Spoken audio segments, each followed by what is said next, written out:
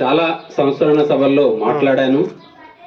అయితే మా నాన్నగారి సంస్కరణ సభల్లో కూడా మాట్లాడాల్సిన అవసరం వచ్చింది. అయితే నాన్నలో చాలా ఈరోజు మీ ముందు నేను ఈ విధంగా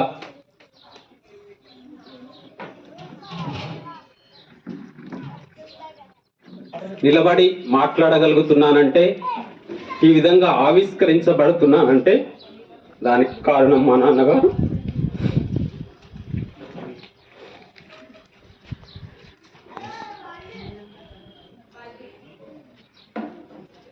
అయితే నాన్నగారి నుంచి చాలా విషయాలు నేర్చుకున్నాను. ఈరోజు సమాజం గురించి నేను సంఘాల్లో పనిచేయడానికి కారణం మా నాన్నగారే. ఆయన పేదల పట్ల, ప్రజల పట్ల చాలా ప్రేమ, గౌరవము ప్రదర్శించేవాడు. ఆయన చేసే వృత్తి నిజానికి భూములు కొలవడం. అంటే ఈ సమాజానికి రెండు కారణాలు. అంటే ఈ సమాజము ముందుకెళ్ళడానికి, అభివృద్ధి చెందడానికి 2 ఉత్పత్తి కేంద్రాలు ఉన్నాయి. ఒకటి భూమి, 2 మహిళ. మహిళ అంటే ఈ సమాజాన్ని మొత్తం, అంటే మహిళ పిల్లలు. ఈరోజు పురుషుడున్నా కూడా మహిళ లేకపోతే పిల్లలు అంటే సంతాన అభివృద్ధి జరగదు. ఈ సమాజం అభివృద్ధి చెందాలంటే మహిళ అనే ఉత్పత్తి, అంటే బయలాజికల్ ఉత్పత్తి, జీవ ఉత్పత్తికి సంబంధించినటువంటి మహిళ చాలా కీలకమైనటువంటి రోల్, పాత్ర మొత్తం నాగరికతలో, మొత్తం చరిత్రలో మహిళ యొక్క ఇంపార్టెన్స్. అదేవిధంగా భూమి యొక్క ఇంపార్టెన్స్. అందుకే భూమి వల్ల గొడవలు జరుగుతాయి, మహిళల వల్ల గొడవలు జరుగుతాయి గ్రామాల్లో. అవి ఎంత దాకా దారితీస్తాయంటే చంపుకునే వరకు దారితీస్తాయి. కాబట్టి ఈరోజు ఆ భూములకు సంబంధించిన విషయాలలో చాలా నిష్ణాతత కలిగి ఉండడమే కాకుండా చాలా పట్టును, అంటే ఆయన స్వతహాగా కేవలము కానగబడిలో చదువుకుని ఈరోజు ఏదైతే పట్వారి కరణం దగ్గర ఉండి వ్యవసాయం చేస్తూ మొత్తం పట్వారిగిరి నేర్చుకోవడమే కాకుండా రికార్డ్స్ రాయడము, హిందీ, ఇంగ్లీష్ నేర్చుకోవడము, మళ్ళీ వాళ్ళలో ఉన్నటువంటి, అంటే మా నాన్నగారు ఎవరిలో ఉన్నటువంటి మంచి లక్షణాన్ని తాను తీసుకునేవాడు. అంటే మనం అనుకోవచ్చు వాళ్ళ తాగే వాళ్ళ ఎంబడి ఉండొచ్చు, లేకపోతే ఇంకా అన్యాయాలు చేసే వాళ్ళందరూ, అంటే సమాజంలో చాలా మంది ఉన్నారు, వాళ్ళందరి దగ్గర కూడా తిరిగేవాడు, అందరితో స్నేహంగా ఉండేవాడు. కానీ వాళ్ళ యొక్క దురలవాట్లను, చెడలవాట్లను, లేదా ప్రజలకు అన్యాయాలు చేసేటటువంటి, అణిచివేతకు గురైనటువంటి, అంటే వాళ్ళు చేస్తున్నటువంటి దాన్ని కూడా గమనించి ఆ బాధను మా దగ్గర కూడా వ్యక్తం చేసినటువంటి సందర్భాలు చాలా ఉన్నాయి. నేను చిన్నప్పటి నుంచి రికార్డ్స్ రాయడంలో నేను పక్కనున్నాను. మా తమ్ముళ్ళు కానీ, మా అన్న కానీ అందరం ఉన్నాం. మా చిన్నాయన వాళ్ళు, మా అమ్మ వాళ్ళు అందరూ కూడా ఈరోజు మా కుటుంబము ఈరోజు నిజాయితీగా బతకాలనేటటువంటి ఆకాంక్ష, న్యాయం చేయాలనేటటువంటి ఆకాంక్ష మా వాళ్ళు చెప్తా ఉంటారు. ఎప్పుడు మా నాన్న చెప్పేవారు, మాకు కూడా చెప్తా ఉంటారు, అరే మీరు వాళ్ళు ఇట్లా చేసిండ్రు, మీకు అట్లా చేసిండ్రు, వాళ్ళు అట్లా చేసిండ్రు, కాబట్టి వాళ్ళకి అది చేయొద్దు, ఇది చేయొద్దు అని కొంత మాట్లాడినా కూడా అట్లా కాదు. వాళ్ళు ఎంత మాకు వ్యతిరేకంగా పనిచేసినా, మాకు అన్యాయం చేసినా వాళ్ళు సహాయం కోసము లేదా వాళ్ళకు వచ్చినప్పుడు మాత్రం తప్పకుండా ఆ విషయాన్ని ఖచ్చితంగా సాయం చేసేవాడు. ఎంతమంది చెప్పినా కూడా, కుటుంబ సభ్యులు చెప్పినా కూడా పక్కకు పెట్టి సాయం చేయడానికి ముందుకెళ్ళేటటువంటి పరిస్థితి నాన్నగారు చేశారు. ఈరోజు నేను చూశాను, అంటే నేను తెలిసిన తర్వాత 2 శ్రేణులు ఉన్నాయి. నాయన ఈరోజు ప్రజా సంఘాలకు సంబంధించిన పూర్తిగా నాయనను మేము ఈరోజు ఓన్ చేసుకుంటున్నాము అంటే ఆయన పేదరికానికి, పేదల పట్ల ప్రేమ, సమాజం పట్ల గౌరవము, అందరూ గౌరవంగా బతకాలే, ఆత్మ గౌరవంతో, ఆత్మాభిమానంతో, ఎవరితో తల వంచకుండా తల ఎత్తుకొని బతకాలి. కాబట్టి వాళ్ళు ఎక్కడైనా భూములకు సంబంధించిన విషయాల్లో గొడవలు వచ్చి అక్కడ ఈ భూములు ఇక్కడ చేయమని, అక్కడ చేయమని, డబ్బుల విషయం కానీ, లేదా వాళ్ళు పెత్తందారులు కావచ్చు, లేదా పలుకుబడి కలిగిన వాళ్ళు కావచ్చు, లేదా రాజకీయ నాయకులు కావచ్చు, ఆర్థికంగా అంటే ఎంతైనా నిర్ణయించే వాళ్ళు కూడా కావచ్చు. అట్లా నిర్ణయించే వాళ్ళు అయినా కూడా వాళ్లకు ప్రభుత్వ భూములను, భూమి కంఠం భూములను అన్నిటిని కూడా ఆయన పట్వారిగా, మా ఇక్కడ నర్సిరెడ్డి గారు ఉన్నారు, కొమర్లింగంపల్లె పట్వారిగా పనిచేశాడు. అక్కడ నేను వెళ్ళొచ్చాను. ఈ మధ్యన ఒక పాంప్లెట్ కూడా తీసి దాదాపు ఒక 35 గ్రామాలు తిరిగాను. ఎందుకంటే అప్పుడు కూడా తిరిగాను. మా నాన్నకు నేను మా ఇంట్లో ఉన్నప్పుడు నేను ప్రజా సంఘాల్లో తిరుగుతూ ఈ విధంగా సంస్కరణ సభలు చేసేవాళ్ళం. చేస్తున్నప్పుడు మన గద్దర్ గారి సంస్కరణ సభ ఈ మధ్యనే 1 year క్రితము చేసి తిరిగాం. అక్కడ కరపత్రాలు రాయడం, ఆ పని మీద వెళ్ళాను. తర్వాత సాంబశివరావు గారి సంస్కరణ సభ, అంటే ఇవి దగ్గరగా చూశాడు ఆయన. చూసినప్పుడు చాలా వాళ్ళు చూడు సమాజం కోసం పనిచేస్తే ఈరోజు ఉన్నటువంటి వాళ్ళంతా కూడా వాళ్ళలో ఉన్నటువంటి మంచిని, న్యాయబద్ధతను, వాళ్ళలో ఉన్నటువంటి గౌరవాన్ని అంతా కూడా సమాజానికి చెప్పడమే కాకుండా ఈ సమాజానికి ఎలుగెత్తి చాటుతున్నారు. అట్లా వాళ్ళు ఎంత గొప్పవాళ్ళు కాబట్టి మాలాంటి వాళ్ళని ఎవరు చేస్తారు ఏమి అని అనేవాడు. కాబట్టి నేను అనుకున్నాను ఆ రోజైనా మా నాన్న ఈరోజు భక్తి పరంగా ఉండొచ్చు, దేవుడు ఈరోజు నేను దేవుణ్ణి నమ్మను, నేను అంటే మా కుటుంబానికి సంబంధించి నేను భిన్నంగా ఉన్నా. ఇప్పుడు మా నాన్నలో 2 స్టేట్స్ ఉన్నాయి, ఆయన భక్తికి సంబంధించి కానీ ఇవన్నీ ఉన్నాయి, దానికి భిన్నంగా నేనున్నా. ఉన్నా కూడా ఆ విషయంలో తప్పితే ఆ విషయానికి సంబంధించి చాలా మందితో నా కొడుకు ఇట్లా అని ఆ విషయానికి సంబంధించి మా కుటుంబంతో చెప్పేవాడు. తర్వాత ఇట్లా అంటే ఆయనకు 2 సార్లు దాదాపు కోటి శ్రీరామ అని రాసి రామకోటి రాశాడు. తర్వాత కాశీకి వెళ్ళొచ్చాడు, చాలా చేశాడు. అంటే ఈ మధ్యన 36 రోజులు హాస్పిటల్ ఉన్న తర్వాత మేము రికవర్ అవుతూ అభివృద్ధిలోకి వస్తాడు అనేటటువంటి ఒక ఆశ మేము దగ్గరున్నాను కాబట్టి ఈ మధ్యన సస్పెన్షన్ అయ్యాను, దగ్గరనే 9 రోజులు అక్కడనే ఉన్నాను కాబట్టి నాయన కూడా ఖచ్చితంగా మాతో మాట్లాడతాడు. అంటే మాట్లాడలేదు, ఆపరేషన్ అయిన తర్వాత మాట్లాడతాడు అనేటటువంటి అభిలాషతో మాట్లాడితే నాయనతో ఈ విషయం చెప్పాలనుకున్నాను. ఒకవేళ మాట్లాడితే అవకాశం వస్తుంది అనుకున్నాను. ఆయన మరి చాలా అప్పుడప్పుడు కూడా బాధపడేవాడు, మా శిరీష దగ్గర బాధపడేవాడు. అమ్మ నేను చాలా దేవునికి పూజ చేశాను, భక్తి చేశాను, మళ్ళీ అందరికీ మంచి పనులు చేశాను, ఇన్ని చేశాను, కానీ 30 ఏళ్ళుగా షుగర్తో బాధపడుతున్నాను, 15 ఏళ్ళుగా కళ్ళు లేకుండా ఇదయ్యాను, ఎవరితో తిరగలేక అంటే సమాజంలో నిరంతరం అంటే ఆయన రెస్ట్లెస్, అంటే శారీరకంగా మానసికంగా రెస్ట్ లేకుండా ఉండేవాడు. పని పట్ల అంకిత భావంతో శ్రద్ధ అనేది చాలా పని, అది ఏ పని అయినా పనికి మొదట గౌరవము, ఆ పనిని పూర్తి చేయాలనేటటువంటి ఆ పని. అంటే కొంత మనుషులు సమాజంలో అందరూ చేసేటటువంటి పనులను కొంతమందే చేస్తున్నారు. అంటే 100 మంది చేసే పని ఒక్కడు చేయడం ద్వారా వాళ్ళ మీద శారీరకంగా మానసికంగా ఇబ్బందులు వస్తున్నాయి. కాబట్టి ఆయనకు అంత ఇబ్బందులు వస్తే మరి నాకు ఎందుకు దేవుడు ఇట్లా పెట్టిండు, మరి నేను ఏం పాపం చేసినా అని ఆయన ఫీల్ అయ్యేటోడు. కాబట్టి ఇట్లా తిరిగి వచ్చిన తర్వాత నాయన నువ్వు 35 రోజులు నీ శరీరము ఎంత కృషించి ఎంత ఇబ్బంది పడింది. నిజానికి ఒకవేళ అంటే చాలా మంది ఇప్పుడు మనం కథలు ఇతిహాసాలని చూస్తున్నాము, మీరందరూ కూడా నమ్మకాలు విశ్వాసాలు ఉన్న వాళ్ళే, మీకు వ్యతిరేకం కాదు నేను. కాకపోతే నేను చెప్తున్న విషయం ఏంటంటే ఇతిహాసాల్లో మనము భక్త కన్నప్ప అని దేవుణ్ణి ప్రత్యక్షం చేసుకున్నట్టు ఇవన్నీ చాలా కథలు చూసాం. మరి నిజంగా మా నాయనకు కూడా వాస్తవంగా దేవుడు ప్రత్యక్షం కావాలి. మా నాయనతో మాట్లాడాలనుకున్నది ఇప్పుడు మాట్లాడుతున్నాను, ఎందుకంటే లేడు కాబట్టి మీరేమనుకోవద్దు దయచేసి, మీకు అంత వ్యతిరేకం కాదు. నాయన మరి నువ్వు 35 రోజులు బెడ్ మీద ఉండి చాలా ఇబ్బంది పడ్డావు, నీ కొడుకు డాక్టరే, మేమందరం కూడా నీ పక్కనే ఉన్నాము, డాక్టర్ అయినా నిన్ను బతికించడానికి సంబంధించి కానీ నీ కష్టాన్ని నివారించడానికి సంబంధించి, అంటే తమ్ముడు డాక్టరు, ఆయన మనిషి, నేను మనిషిని. దేవుడు అంటే ఏంటి, అతీతమైనటువంటి శక్తులు కలిగినటువంటి వ్యక్తి కాబట్టి మరి నీకు అటువంటి ప్రయత్నం ఎక్కడో ఒక దగ్గర సాయం చేయాలి కదా, మరి ఎందుకు ఇంత నిన్ను ఇబ్బందులు పెడుతున్నాడు అని నేను మాట్లాడాలనుకున్నాను. అయితే నేను బుద్ధుణ్ణి ఎక్కువ ఫాలో అవుతాను. అంతకుముందు నుంచి కూడా బుద్ధుడు తెలిసిన 5 సంవత్సరాలుగా బుద్ధిజానికి సంబంధించిన విషయాలన్నీ కూడా చూశాను. మా నాయన ఏ విషయాన్ని అయినా కూడా మానసికంగా తనలో పెట్టుకునేవాడు. మైండ్ లో విపరీతమైన స్ట్రెస్, అంటే అన్ని ఇప్పుడు ఈ బాబుకి అట్లయింది, ఆ బాబుకి అట్లయింది, వాళ్ళకి ఇట్లయింది, వీళ్ళకి అట్లయిందని తన మానసికమైనటువంటి ఒక భారాన్ని తనలో పెట్టుకునేవాడు. ఆ భారంను పెట్టుకోవడం ద్వారా శారీరక మానసిక ఇబ్బందులు వస్తాయి. కానీ బుద్ధుడు అద్భుతంగా నీ దగ్గర లేదు, నువ్వు ఆలోచించడం ద్వారా నువ్వు చేయడం ద్వారా దానికి ఫలితం లేదు, సమాజంలో ఉంది. దుఃఖానికి లేదా సమస్యలకు అంతా కూడా సమాజంలో ఉంది. కాబట్టి నువ్వు మానసికంగా ఇబ్బంది పడడం కాకుండా దుఃఖానికి కారణాలను వెతకాలి, ఆ కారణాలను తొలగించడానికి దుఃఖ నివారణ మార్గాన్ని నువ్వు అనుసరించాలి. కాబట్టి ఈరోజు ఉన్నవన్నీ కూడా ఈ ప్రకృతి కానీ ఈ భూములు కానీ ఇవన్నీ కూడా మనం సృష్టించలేదు. మాకు మధ్యనే ఇక్కడ ఇథనాల్ కంపెనీ పడింది. ఈ ఇథనాల్ కంపెనీ పడి 54 గ్రామాలను అది విధ్వంసానికి గురి చేస్తుంది. ఈ విషయాన్ని మేము కాలుకు బలపం కట్టుకుని, ఇక్కడ మా రాఘవాచార్య సార్ ఉన్నారు, తర్వాత ఇంకా చాలా మంది మిత్రులు ఉన్నారు, ఒక 2 సంవత్సరాలు అంటే 1 సంవత్సరం చెప్పినాం.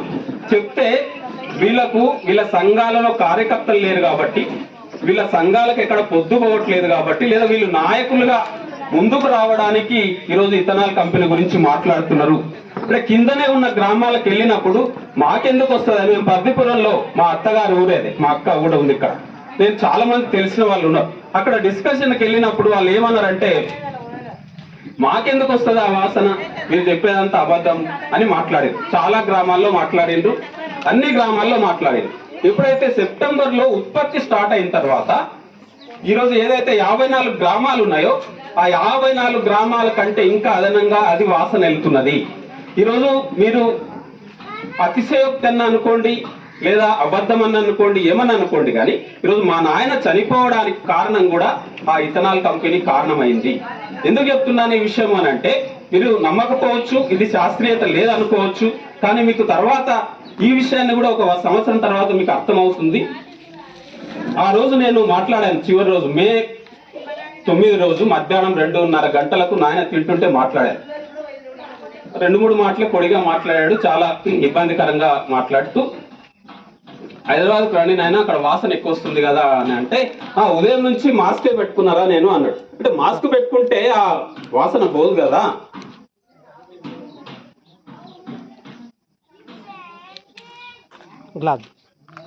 మాస్క్ పెట్టుకోవడం ద్వారా వాసన పోదు, నువ్వు పీల్చుకుంటే ఆల్రెడీ అది కొన్నిసార్లు ఆ వాసన వల్ల హెడేక్ కాకుండా, మైగ్రేనే కాకుండా, వామిటింగ్ సెన్సేషనే కాకుండా మొత్తం కోమాలకు వెళ్ళేటటువంటి అవకాశం కూడా ఉంది. ఇది శాస్త్రవేత్తలు శాస్త్రీయంగా చెప్పినటువంటి విషయం. ఇప్పుడు ఆల్రెడీ ఆయన బీపీ, షుగరు ఈ పేషెంట్ కాబట్టి ఇది కూడా ఒక తక్షణ కారణమైంది. 20 రోజులు ఇక్కడ ఉండి ఆయన బయటనే పడుకుంటాడు. ఇప్పుడు జనరల్ గా మనం కిటికీలు మూసుకుంటారు. నేను పర్లపల్లి వెళ్ళి కూడా చూసినా కాబట్టి అది 60,000 లీటర్లు, ఇది 6 లక్షల లీటర్లు. అక్కడ చూస్తే మొత్తం 15 గ్రామాల్లో వాళ్ళంతా మూసుకుని ఉంటారు. ఇక్కడ నాయన బయటనే ఉండేవాడు.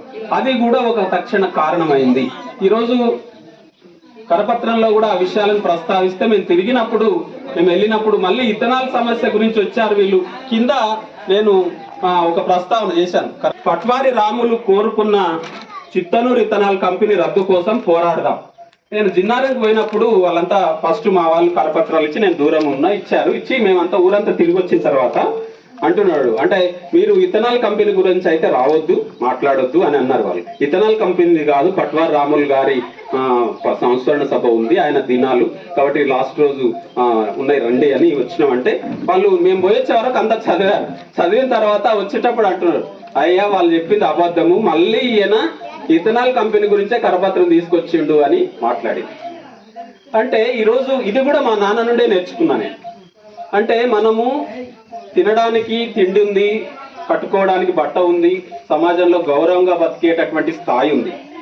అంత మాత్రం చేత మనము ధనవంతులుగా మొత్తం అందరిది మీదేసుకుని సంపాదించుకోవద్దు. మనతో పాటు ఆకలి ఉన్న పేదవాడు ఉంటాడు, మనతో పాటు ఇంకా వాళ్ళందరూ ఉంటారు, వాళ్ళు కూడా తిన్నరా లేదు. అందుకే మా ఇంట్లోకి సంబంధించి తినడానికి ఎంతమంది వచ్చినా, ఎవరికి వచ్చినా, నిన్న నేను ఆత్మకూరులో వెంకట నరసింహారావు గారని కలిశాడు. ఆయన ఇక్కడ కాంట్రాక్ట్ చేసేటప్పుడు మరి వాళ్ళు బ్రాహ్మణ్స్ అయి ఉండొచ్చు. నరసింహారావు అంటే నాకు కూడా మా నాయన వాళ్ళకు నాకు తెలుసు, నేను చూశాను. ఆయన 3 అంటే ఇంట్లో తిన్నాడు కాబట్టి వాళ్ళు రొట్టెలు చెల్లలో కట్టుకొచ్చి పాలు తీసుకొచ్చి ఆ రొట్టెలు తినబెట్ట 3 నెలలు రొట్టెలు తినబెట్టిండు. అబ్బా మీ నాయన అసలు మీరు ఎట్లా తినకుండా పోతారు మా ఊరికి వచ్చి అని చెప్పి 3 నెలలు కాంట్రాక్ట్ చేస్తే, ఈ విధంగా ఆహారానికి సంబంధించి ఏ అధికారి వచ్చినా, ఎంతమంది వచ్చినా కూడా వాళ్ళందరికీ కూడా ఇంట్లో నిజానికి మా చిన్నాయనలు, మా అమ్మ వాళ్ళు, మా అందరు చెప్తారు, మేము చిన్నగా ఉన్నప్పుడు చాలా సార్లు వాళ్ళు 1 రోజు 2 రోజులు ఆకలితో అట్లనే పడుకున్నారు. మా అవ్వ ఎక్కడన్నా పోయి గింజలు నాగు తీసుకొచ్చి అట్లా తీస్తే వచ్చారు. మరి ఈ రోజు అంత స్థాయి నుంచి వచ్చినటువంటి వాళ్ళము మళ్ళీ పేదరికం నుంచి దాటిన తర్వాత ఎందుకు పేదల గురించి ఆలోచించడం లేదు? పేదరికాన్ని అనుభవించినటువంటి వ్యక్తి పేదరికం గురించి, పేదరికం ఉండకుండా కూడా ప్రయత్నం చేయాలి కదా. మనం కూడా బలవంతులుగా, ధనవంతులుగా, లేదా అందరి ఆస్తులను కూడబెట్టుకుని నేనే బతకాలి అనేటటువంటి ఒక మానసికమైనటువంటి దౌర్బల్యానికి ఎందుకు వెళ్తున్నారు అనేటటువంటిది. అందుకే మా నాయన అటువంటి విషయాలు కూడా మేము చర్చించే వాళ్ళము. నేను నాయన పేదరికం గురించి మాట్లాడాడు, కులం గురించి కూడా మాట్లాడినా. ఈరోజు కుల అసమానతల నిర్మూలన పోరాట సమితి, రాములు మరి కులాలను పట్టించుకోలేదా? వీళ్ళు కుల అసమానతల నిర్మూలన పోరాట సమితి అని పెట్టుకున్నారు, మరి రాములేంటి, మరి వీళ్ళదే ఆయన మీద రుద్దుతున్నారా? నేను మా ఇంటికి ఎవరైనా ఎస్సీలకు సంబంధించిన వాళ్ళు వచ్చినప్పుడు చాయ్ పోసినప్పుడు వేరే గ్లాస్ లో పోసేవాళ్ళు. పోసినప్పుడు మా నాయనని అడిగినా, నేను చిన్నప్పుడు, నాయన మరి ఈరోజు నువ్వు పై కులాలకు అగ్రవర్ణాలు అగ్రకులాల దగ్గరికి వెళ్ళినప్పుడు నీ యొక్క బాధలు చెప్పినావు నాకు చాలాసార్లు. మరి అదే దాన్ని మనం కింది వాళ్ళ పట్ల చేస్తే నువ్వు అక్కడ ఎంత బాధపడినావో నువ్వు ఇక్కడ కూడా అట్లా చేస్తే తప్పు కదా, మనం చేయొద్దు కదా. ఎందుకంటే మా చిన్నాయన బాగాలేనప్పుడు అక్కడ వాళ్ళకు ఒకరికి సహకారం చేసిండు ఒక ఆయన. చేస్తే ఆయన వచ్చినప్పుడు ఇస్తరాకులో పెట్టారు అన్నం. పెట్టినప్పుడు నేను చాలా బాధపడి మా నాయనని అడిగినప్పుడు కరెక్టే రా నువ్వు అనేది చాలా కరెక్ట్. సమాజంలో మా అవ్వను కూడా ఈమె అంటే దెస్సి పేరుతో తిట్టేవాళ్ళట మా అవ్వను, ఎందుకంటే వాళ్ళతో స్నేహం చేస్తుందని. ఎందుకంటే ఇవన్నీ నేను అనుభవాలు, నేను ఎక్కువ ముసలి వాళ్ళతో కూడా ఈ సమాజము ఒకవేళ మనం అట్లా చేస్తే ఈ సమాజం మనల్ని వెలియేస్తుంది. ఈ సమాజంలో మనము ఒంటరి వాళ్ళం అయిపోతాం. ఈ సమాజానికి వ్యతిరేకంగా మనం నిలబడడం అనేది చాలా కష్టం. కాబట్టి అందరితో పోవాలి అనేటటువంటిది కూడా చెప్పాడు. అట్లా అంటే ఈ విధమైనటువంటి షేడ్స్ అన్ని మేము ఎప్పుడు కూడా డిస్కషన్ చేసేవాళ్ళం. అయితే ఈ సందర్భంగా ఎందుకు ఈ సంస్కరణ సభను నేను ప్రజా సంఘాల్లో సమాజం గురించి ప్రజల పట్ల ప్రేమతో గౌరవంతో పనిచేస్తున్నాను. ఆ పనిచేసే క్రమంలో కొన్ని కష్ట నష్టాలు సమస్యలు వచ్చినాయి. దాని గురించి కూడా 2006లో మా నాన్నను నా మీద కేసు A1 గా పెట్టారు. ఈయన నక్సలైట్లకు అన్నం పెట్టిండని కేసు పెట్టి ఆయనను ఈ ఊర్లో అందరూ తెలుసు. మా కుటుంబాన్ని, మా చిన్నాయనని తీసుకుపోయిండ్రు, మా బావ సురేందర్ రెడ్డిని తీసుకుపోయిండ్రు, మా పెద్దనాయని తీసుకుపోయిండ్రు, అందరిని తీసుకుపోయి వారం రోజులు పోలీస్ స్టేషన్లో పెట్టుకున్న తర్వాత మా నాయనను మా చిన్నాయనను వారం రోజులు పెట్టుకుని కేసు పెట్టి A1 గా నన్ను A2 గా ఆయనను పెట్టి చెంచల్గూడ జైలుకు 3 రోజులు వెళ్ళాడు. అక్కడ లైన్లో నిలబడ్డాడంట నాయన. నేను కూడా జైలుకి ఈ మధ్యన, నేను అప్పుడు పోలేదు కానీ ఈ మధ్యన 1 మంత్ పోయిచ్చిన. అక్కడ మర్డర్లు చేసిన వాళ్ళు లేదా హత్యలు నేరాలు చేసిన వాళ్ళకు ప్రాధాన్యత ఉంటుంది, వాళ్ళకు భయపడతారు. కాబట్టి వాళ్ళకి అన్ని భోజనాలు కానీ అన్ని సౌకర్యాలు కల్పిస్తారు. మిగతా వాళ్ళను ముసలి వాళ్ళు కానీ పేదవాళ్ళని పట్టించుకోరు. ఇప్పుడు మా నాయన అక్కడ అదంతా కూరలు అవన్నీ కూడా సరిగా ఉండవు. కాబట్టి ఏదో ఆకలి తీర్చుకోవడానికి తినాలి. చెప్పాడు. మేము హైదరాబాద్లో చెంచల్గూడ జైల్లో నుంచి తీసుకొచ్చేటప్పుడు చాలా బాధపడుతూ ప్రజా సంఘాల మిత్రులతో మాట్లాడి, ఈయన ఒక గాంధీ, సమాజాన్ని ఉద్ధరించడానికి బయలుదేరిండు, నన్ను తిడుతూ అన్నాడు అంటూ ఆయన కోసం నేను జైలుకి వెళ్ళొచ్చిన.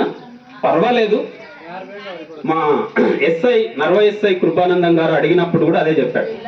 మీ కొడుకు నక్సలైట్ అని నువ్వు సంతకం చెయ్యాలి, చేస్తే వదిలేస్తాము అని. అంటే నా కొడుకు నక్సలైట్ కాదు, ఆయన టీచరు, ఇక్కడనే సమాజంలో పనిచేస్తాడు. అంటరానితనము, వివక్షత, అందరూ బాగుండాలి, పేదరికం ఉండరాదని పనిచేస్తాడు. అది రాయమంటే రాస్తా కానీ ఇది రాయను. నేను చచ్చిపోయినా పర్వాలేదు. 2006లో నేను బతికితే 10 సంవత్సరాలు బతుకుతా, అంతకంటే ఎక్కువ బతుకుండొచ్చు, బతకొచ్చు. కాబట్టి నా కొడుకు బతకాలి, కాబట్టి నన్ను చంపేసినా నేను అది రాయను అని చెప్పి చెంచల్గూడ జైల్లో 3 రోజులు వచ్చి ఆయన లైన్లో నిలబడి మజ్జిగ కోసం అడిగితే ముసలి కొడుక నీకు మజ్జిగ కావాలరా అని తిట్టిండ్రని బాధపడ్డాడు. దానికోసం ఆయన బాధపడ్డాడు. అరే ఇంత ఉంటుందా అని 3 రోజులు జైల్లో ఉండొచ్చిండు.